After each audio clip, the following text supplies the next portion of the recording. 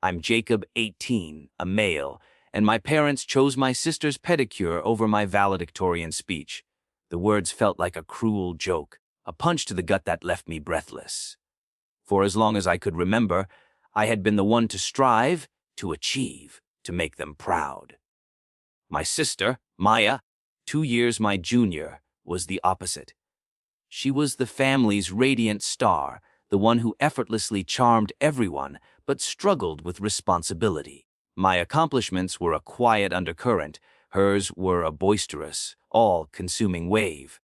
I remember when I was in middle school and had made the honor roll for the 5th consecutive time. I brought my report card home, a neat folder filled with A's, my chest swelling with a hopeful pride. My parents, David and Eleanor, gave me a quick nod. "That's great, Jacob," my mom said, her eyes still on the television. Later that same day, Maya came home with a single B-, a grade she had worked unusually hard for.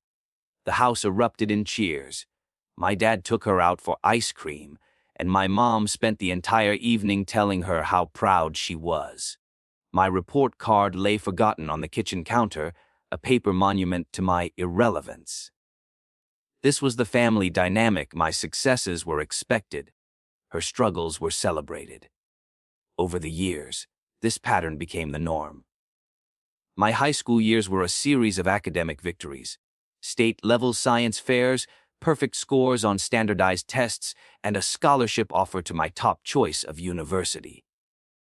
I would tell my parents, and they would give me a half-hearted pat on the shoulder, a nod of approval that felt more like a box being checked than a show of genuine pride. "We knew you could do it, Jacob," they would say, as if my accomplishments were an inevitability, a mundane task I had simply completed.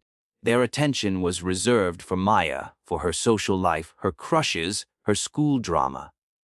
She was a tornado of emotional highs and lows, and they were always right in the eye of the storm, ready to cater to her every whim.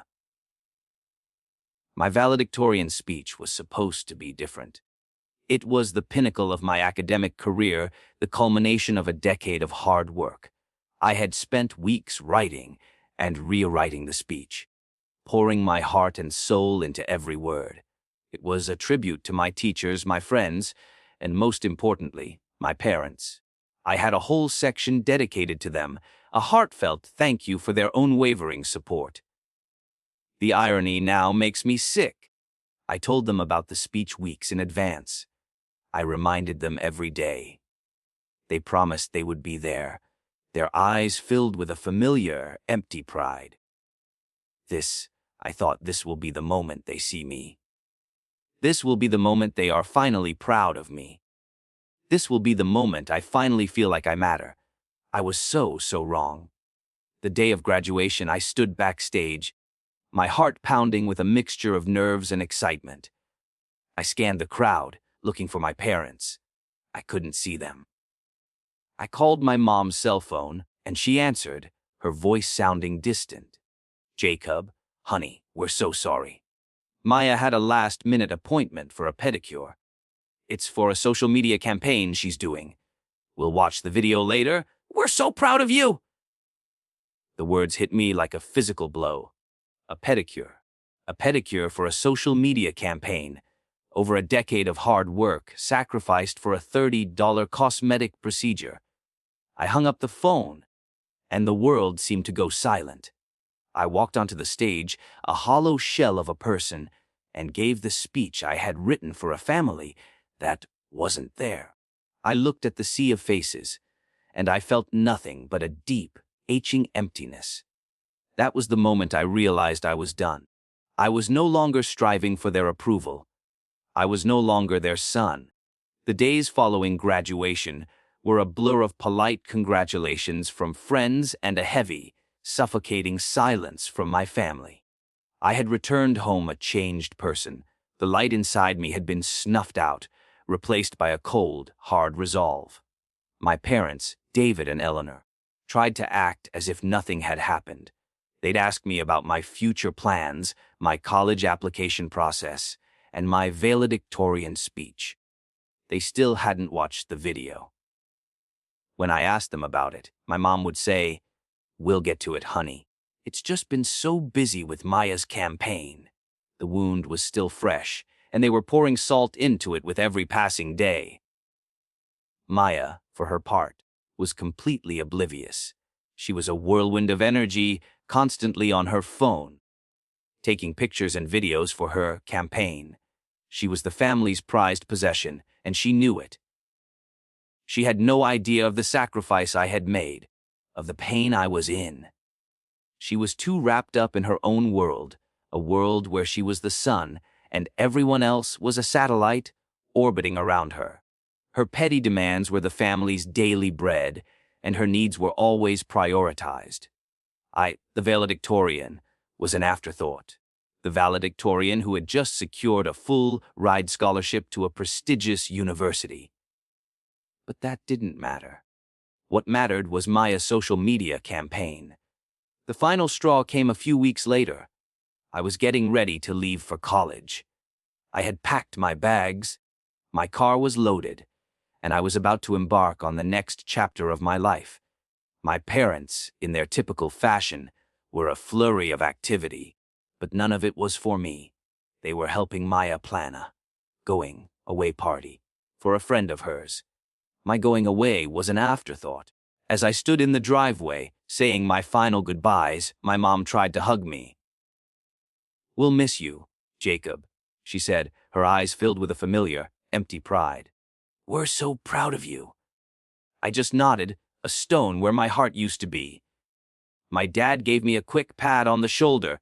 "Call us when you get there," he said. They were already walking away, their attention turning back to Maya and her party planning.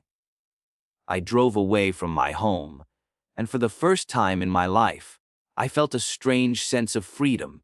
I was no longer a satellite orbiting around their world. I was on my own, on a path that was not dictated by their needs or their emotional whims. I was heading to college, a place where my achievements would be valued, not taken for granted. In that moment, I made a silent vow. I was going to succeed, not for them, not for their approval, but for myself. I was going to build a life so successful and so independent that they would never be able to touch me again. I was going to prove them wrong, not with anger and resentment, but with a quiet, unyielding success that they would never be able to ignore. My departure was not an act of rebellion. It was an act of self-preservation. College was a revelation. I was no longer the invisible, overlooked son. I was a respected student, a gifted programmer, and a valued member of the campus community. My professors saw my potential, my peers admired my work, and for the first time in my life, I felt like I belonged. I immersed myself in my studies, pouring all the energy and ambition I had once reserved for my family into my new life. My grades were impeccable, my projects were innovative, and my reputation grew with every passing semester. It was during my sophomore year that I met Chloe. She was in my computer science class, a brilliant and kind woman with a keen sense of humor and a deep well of empathy. She was the first person to truly see the pain behind my quiet demeanor. We became fast friends, spending late nights in the computer lab, talking about our dreams, our fears, and our pasts. I told her about my family, about the valedictorian speech, the pedicure, the constant favoritism towards my sister. I told her about the decade of neglect, the feeling of being an afterthought. She listened patiently, her eyes filled with a gentle understanding. She didn't offer empty platitudes or try to fix me. She just listened, and in her quiet way, she helped me heal. Chloe became my family. We spent holidays together, cooking meals in her tiny apartment, watching movies, and creating traditions of our own. She taught me that family wasn't just about blood, it was about love, respect, and mutual support. She was the first person to celebrate my successes with genuine joy, not with a pre-packaged, half-hearted pride. When I landed my first major internship at a top tech company, She threw me a small party, complete with my favorite cake and a handmade banner that read, "We're so proud of you, Jacob." It was a simple gesture, but it meant more to me than any of my family's empty words. My relationship with my parents and Maya became a distant, polite formality. We would talk on the phone a few times a month. But the conversations were short and strained. They would ask about my life, and I would give them the briefest of updates, never mentioning my successes, my awards, or the life I was building with Chloe. Their calls were always punctuated with a frantic update on Maya, her social media career, her latest relationship drama, her new car. She was still their son, and I was a distant star, a light they could see but never touch. I never asked about her. I didn't want to know. The wound was still too fresh, the pain of their neglect still too real. I had found a new family, a new home, and a new life, and I was not going to let them in. My journey was not one of reconciliation, but of self-reliance. I was building a fortress around my heart, and they were not going to be invited in. Chapter 40. The inevitable reunion. A decade had passed since the day I left home. 10 years of phone calls that were polite and distant, 10 years of a growing chasm between my family and me. I was now 28, a successful software engineer with my own company. Chloe and I were engaged, and we had built a beautiful life together. My life was full, happy, and completely independent of my family. I had become the person I had always wanted to be, a person who was proud of his accomplishments, not for the sake of his parents, but for the sake of himself. My parents, David and Eleanor, were still the same. They were older, grayer, and still completely wrapped up in Maya's life. Her social media career had plateaued, her relationships were a constant source of drama, and her life was a series of small, pathetic crises. My parents were still cleaning up her messes, still catering to her every whim. They were still their daughter's satellites orbiting around her crumbling world. The call came one Friday evening. It was my mother. Her voice, once full of a frantic energy, was now tired and broken. "Jacob," she started, her voice a whisper. "We need your help." My heart, which had been so carefully guarded for a decade, ached with a strange mixture of pity and resentment. "Your father, he lost his job, and we're not doing well financially. Maya, she lost a major sponsor, and we're struggling to make ends meet." The call was not a heartfelt plea for reconciliation, it was a desperate plea for financial help. I was no longer the overlooked son, I was now the successful son, the one they had sent away, the one they needed to clean up their mess. The irony was not lost on me. They had abandoned me for a pedicure, and now, a decade later, they were asking for my help because they had run out of options. The call was a bitter, painful reminder of the past. I told my mom I would think about it. I hung up the phone, and I looked at Chloe. She held my hand, her eyes filled with a gentle understanding. "You don't owe them anything, Jacob," she said, her voice soft. "You've built your own life. You've created your own family. You don't have to go back." Her words were a validation of my feelings, a quiet permission to say no. But a part of me, a small, tiny part of me, wanted to go back, not to help them, but to confront them. I needed to face them, not to forgive them, but to finally close the door on the past that had so profoundly shaped me. The journey home was not a return, it was a reckoning. The drive back to my hometown was filled with a sense of dread and anticipation. I was a different person, a successful man with a beautiful life, but the old feelings of hurt and resentment still lingered, a ghost in my heart. I pulled into the driveway of the house I had once called home. The front yard was unkempt, the paint on the house was peeling, and a small, rusted basketball hoop hung sadly from the garage. The golden child's home was a shadow of its former self. I walked up the porch and knocked on the front door. It was opened by my mother, Eleanor. She looked so much older than I remembered. Her hair was grayer, her face was lined with a decade of worry, and her eyes, once vibrant and full of life, were now tired and sad. "Jacob," she whispered, her hands flying to her mouth. "You came. You called," I said, my voice flat, betraying none of the complex emotions swirling inside me. She pulled me into a hug, a gesture that felt both alien and strangely familiar. I didn't return it.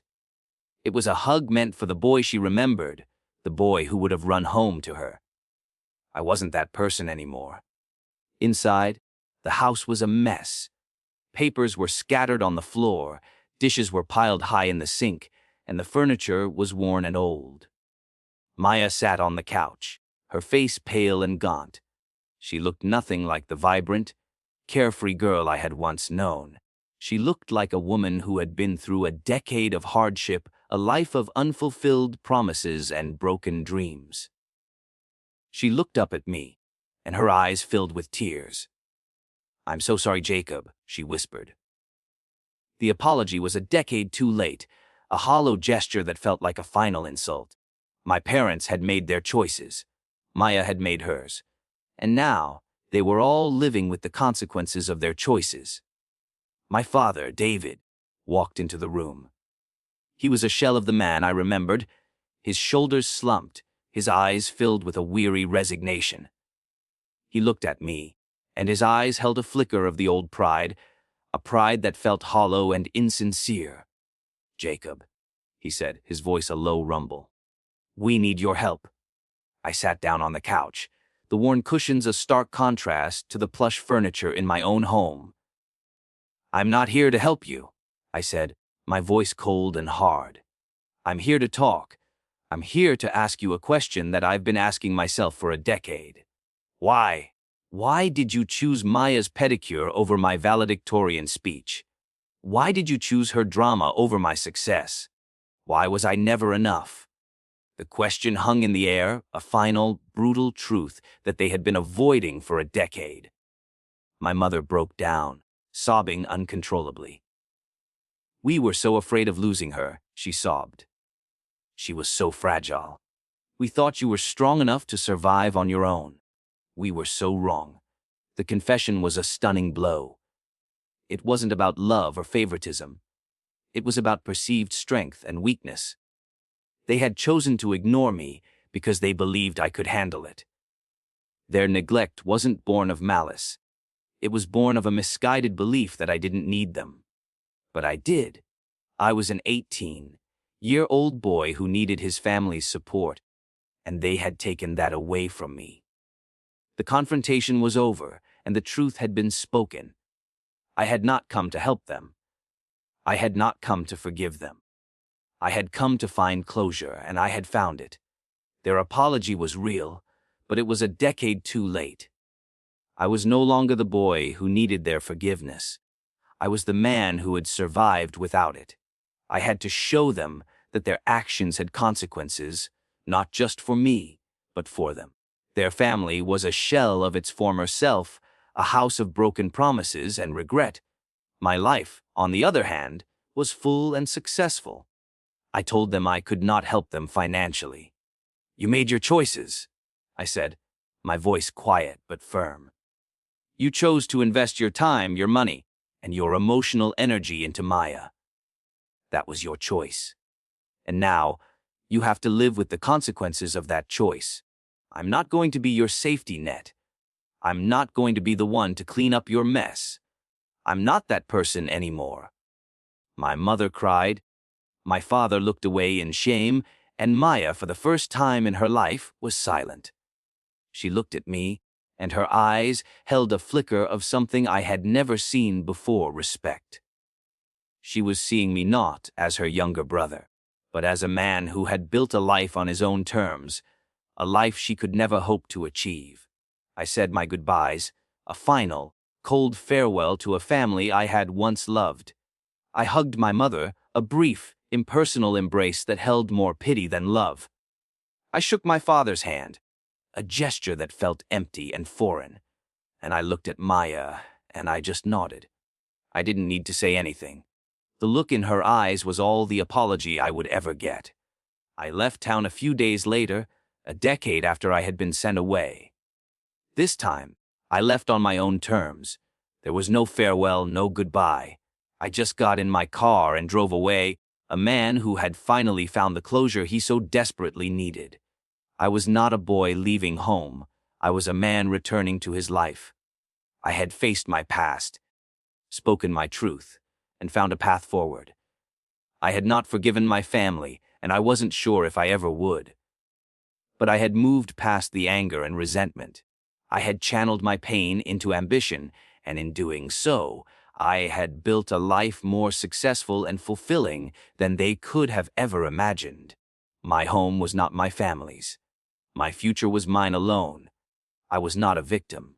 I was a survivor, a man who had been pushed to the edge, and in doing so, had learned to fly.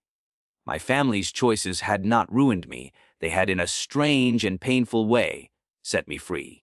And that was all the revenge I would ever need. After listening to today's story, perhaps it has raised some new questions in your mind. Every day on Reddit, new experiences and moments create fresh stories. We are all human. If you enjoyed this story, feel free to share it. Thank you for your time, and don't forget to keep an eye out for more stories coming soon.